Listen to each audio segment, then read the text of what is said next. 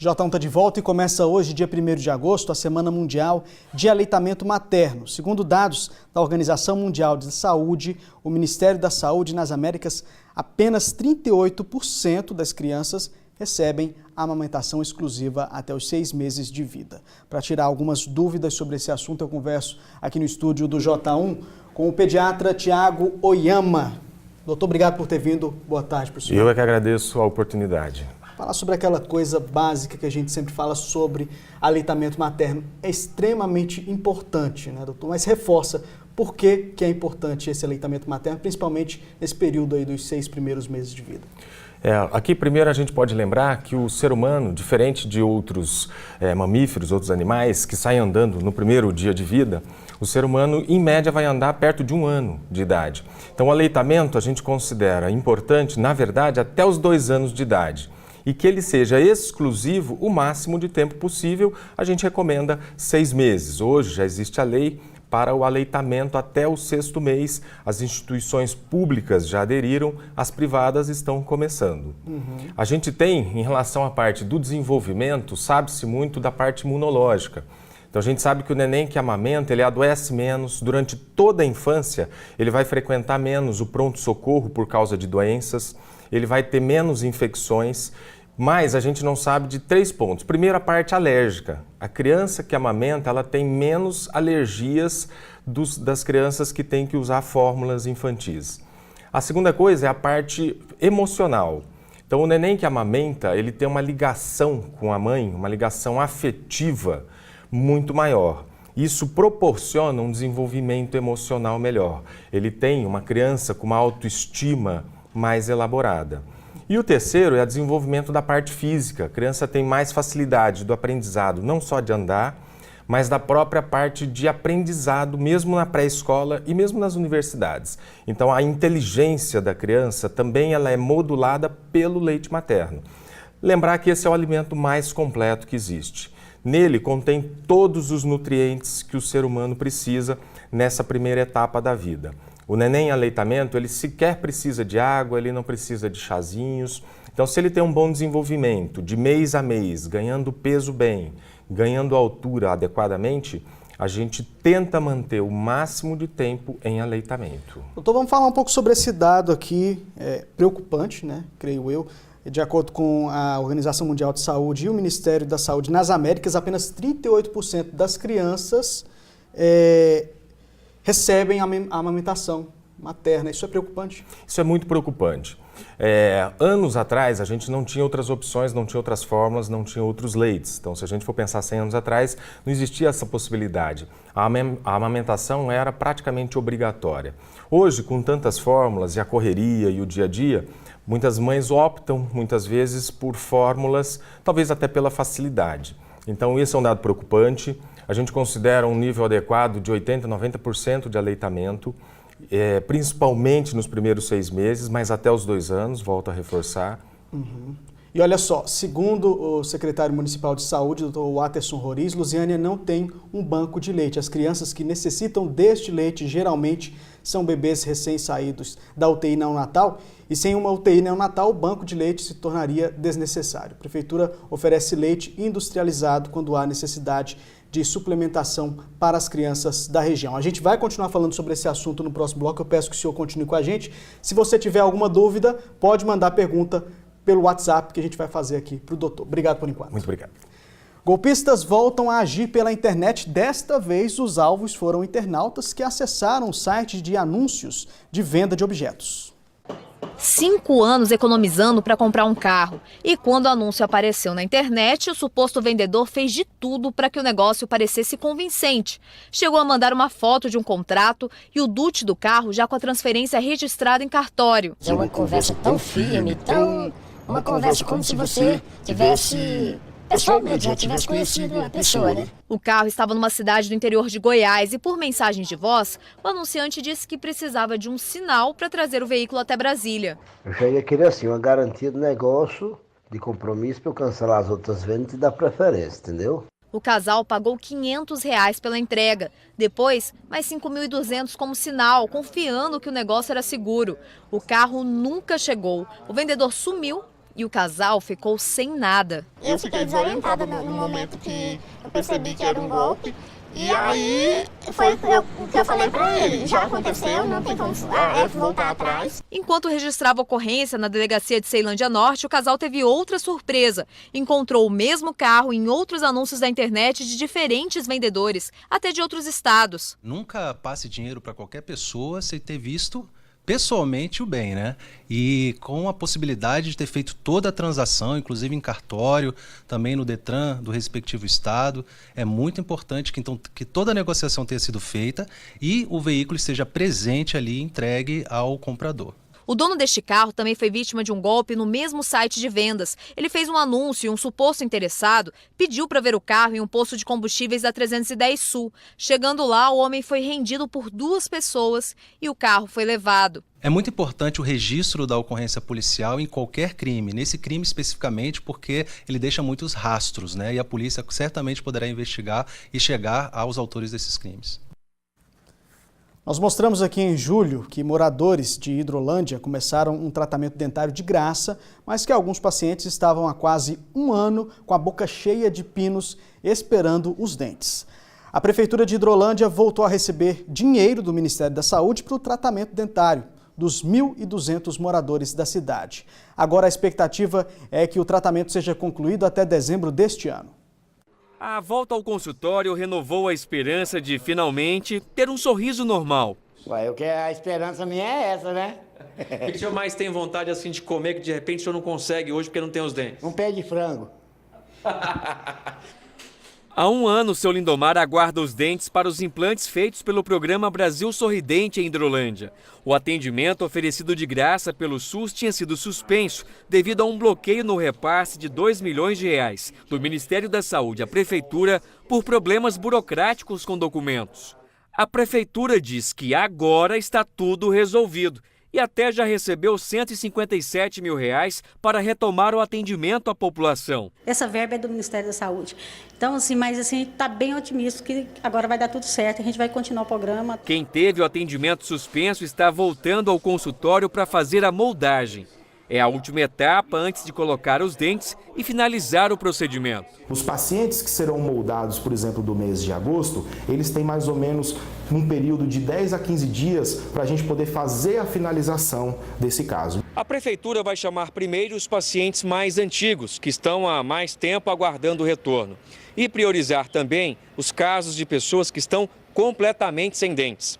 Os 1.200 pacientes do programa devem ter todo o tratamento concluído até dezembro deste ano. Um sorriso completo, sonhado por muitos, está mais perto de se tornar uma realidade. Eu estou super feliz e esperançosa que agora dessa vez vai dar tudo certo. Está um passo de realizar o meu sonho. Vai ser excelente, porque a gente fala assim, com falha na boca é ruim demais. Um dente novo é outra coisa, né?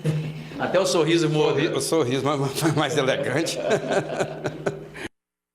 O Ministério da Saúde disse que priorizou o pagamento dos atendimentos feitos em Hidrolândia e que o repasse federal para a continuidade do tratamento será feito conforme a Prefeitura for informando os atendimentos realizados. A polícia tenta localizar os vândalos responsáveis pela destruição de pardais eletrônicos em Águas Claras e Samambaia. A placa indica a velocidade permitida, 50 km por hora, mas os carros passam bem acima disso. É que a barreira eletrônica que tinha aqui foi destruída. Só sobraram os fios depois que os painéis de velocidade foram arrancados. Os postes dos pardais dos 2 lados da rodovia estão no chão, ao lado do acostamento. A via fica entre Samambaia e Ceilândia. A redução da velocidade neste trecho é muito importante porque fica em frente a uma escola. Os moradores da região contaram que essa não foi a primeira vez que a barreira foi destruída. A terceira vez que é destruída. Teria que ter a rotatória e também teria que ter as ondulações, porque é uma área escolar, são crianças. Já na estrada Parque Vicente Pires, na altura da quadra 15 do Parkway, o pardal foi queimado. Recebemos estas fotos pelo WhatsApp, que mostram o poste no chão. Os fios foram cortados. O vandalismo aqui aconteceu na segunda-feira, segundo o Marcos. Ontem o poste foi recolhido, só sobraram os fios no acostamento. Eu já tinha ouvido falar de gente que atirou em pardal, etc., mas assim, cortar ele e tacar fogo eu nunca tinha visto. Além de ser dano, né, o patrimônio público está saindo do nosso bolso aí, vai continuar saindo. O DR não quis informar o valor dos pardais e que as empresas, diz também que as empresas responsáveis pelos equipamentos registraram a ocorrência e quando o autor da destruição é identificado, é obrigado a pagar a manutenção do pardal. Segundo a polícia, a pena de dano ao bem público pode chegar a 6 meses de prisão e multa. Outro assunto agora, muitos motoristas continuam preocupados por dirigir sem licenciamento de 2018. Eles alegam que o IPVA foi pago e o documento não chegou. A direção do Detran afirma que não é atraso, mas sim uma mudança no método de trabalho. Mas uma atendente por telefone disse que é atraso sim. O Rodrigo pagou o IPVA, seguro obrigatório e licenciamento do carro em fevereiro deste ano. Isso mesmo, fevereiro. Paguei com desconto de 5%.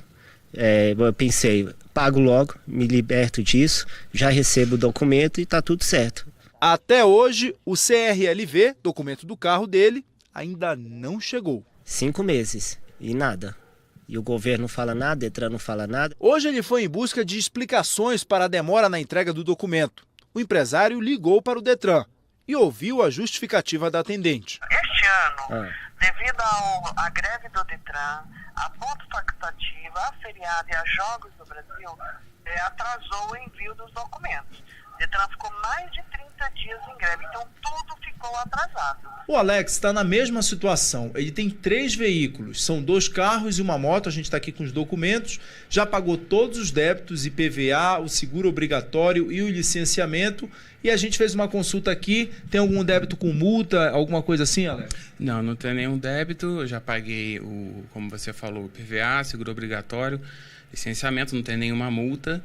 E a minha preocupação é em relação à fiscalização, né? Porque vai começar já agora em setembro e eu não recebi nenhum documento ainda. Há 20 dias nós mostramos o problema no DF1 e a justificativa do Detran era que muitos motoristas tinham pendências de pagamento, como seguro obrigatório, multas ou bloqueio de bens pela justiça. Muitas vezes o cidadão, como já é praxe, ele paga o IPVA, paga o licenciamento e pensa que quitou tudo. Agora a explicação é outra.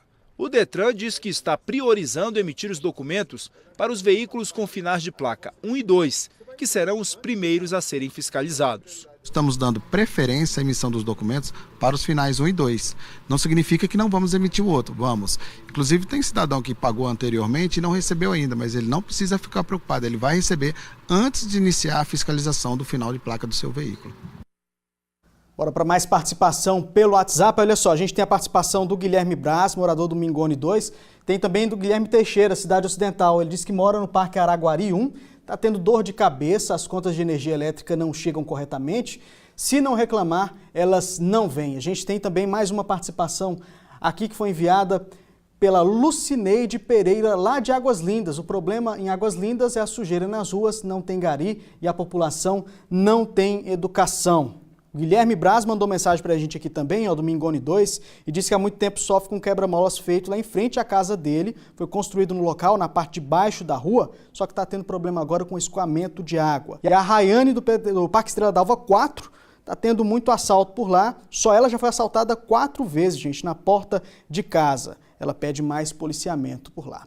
Intervalo comercial e veja a seguir, programa de troca de geladeiras da Enel chega a Formosa. Serão 90 sorteadas. Você vai ficar sabendo como participar.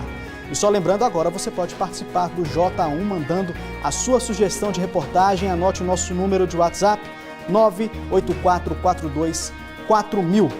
Meio-dia e 46, a gente volta em instantes.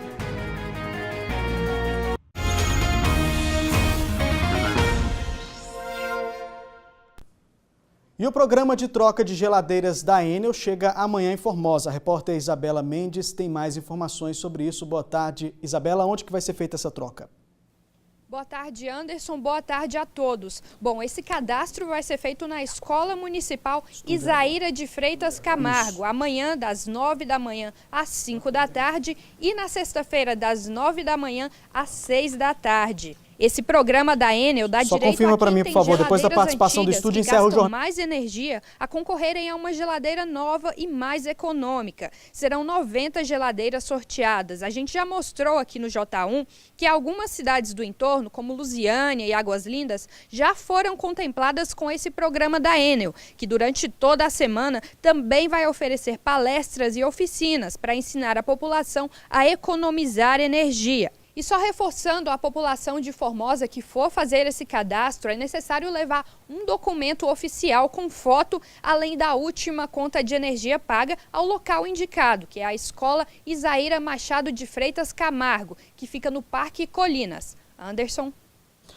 Obrigado, Isabela. E a gente volta a falar sobre a importância do aleitamento materno com o pediatra Tiago Oyama. Doutor, recebemos algumas perguntas aqui pelo aplicativo WhatsApp.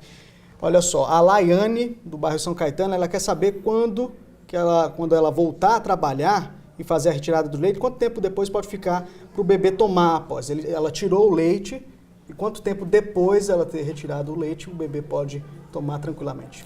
O leite retirado, o leite ordenhado, a gente recomenda colocar em um recipiente de vidro, previamente esterilizado, e imediatamente deixar em refrigeração. Em refrigeração, até 4 a 6 horas.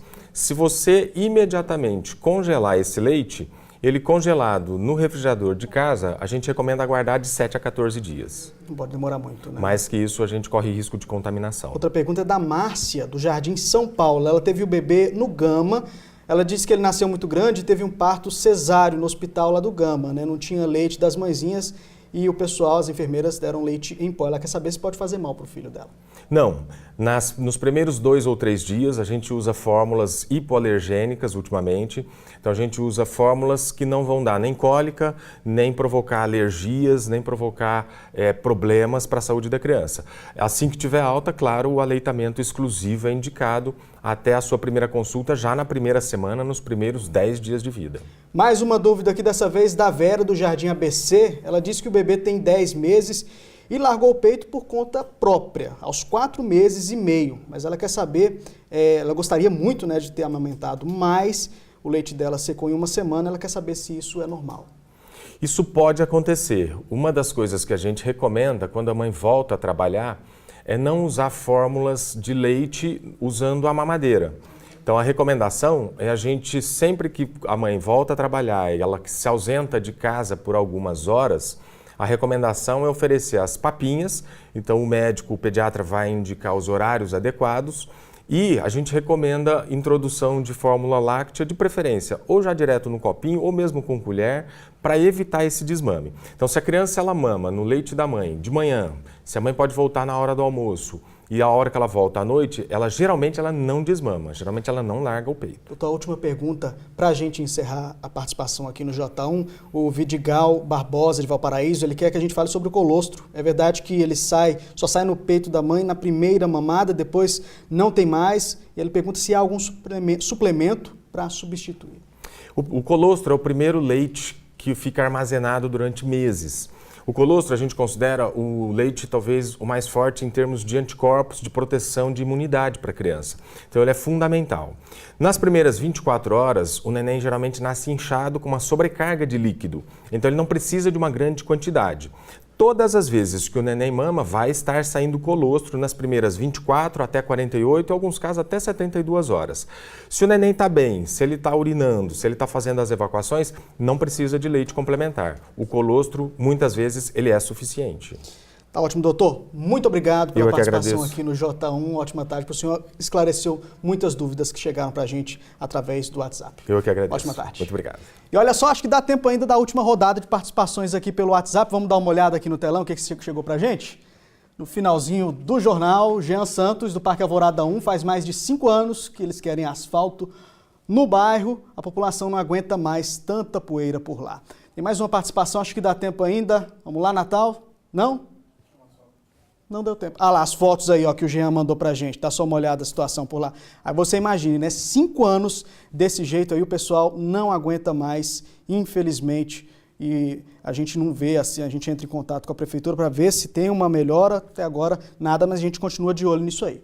Mais uma participação da Edneide Campos de Valparaíso. Ela mora no setor de Chácaras Ipiranga e por lá está faltando transporte. Tem uma van que vai até a BR-040, mas ela não chega até o shopping. Se a gente precisa ir para outro lugar, tem que pegar outra condução, só que o cartão não faz integração, aí tem que pagar outra passagem. Ou seja, é problema que não acaba mais. 12h54, não dá tempo mais. Jornal Anhanguera termina aqui. Uma ótima tarde para você e amanhã a gente está de volta.